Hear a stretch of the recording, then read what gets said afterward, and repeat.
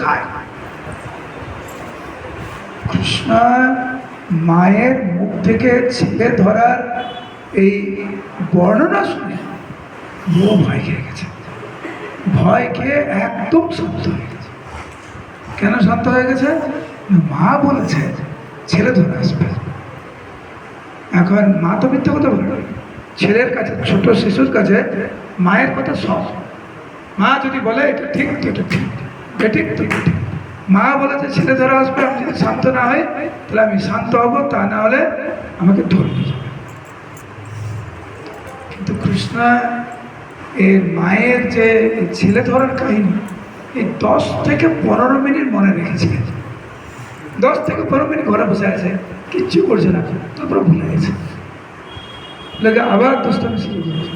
আবার মা বলছে লালা আউল আসবে কিন্তু শান্ত হয়ে যা। আবার ভুলে গেছে, আবার শান্ত। এইভাবে কিছুক্ষণ বসার পরে খেলতে খেলতে ঘরের বাইরে গেছে। যেই ঘরের বাইরে গিয়েছে মা যশোদা ভিতর থেকে চিৎকার শুনতে পাচ্ছে, মা আউল আউল আমাকে ধরতে এসছে, তুমি রক্ষা করো। একদম দৌড়ে গিয়েছে মায়ের কাছে। মা তো একদম জড়িয়ে ধরেছে।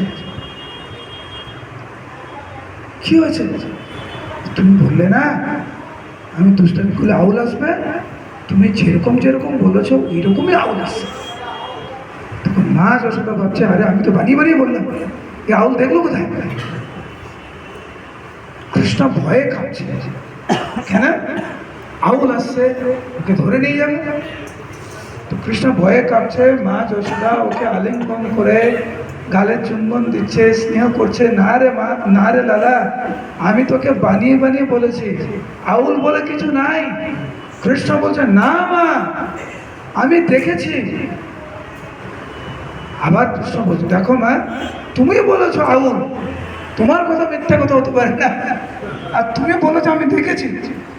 কৃষ্ণ এত নিশ্চিত রূপে বলছে যে মায়ের মনে সন্দেহ হয়েছে।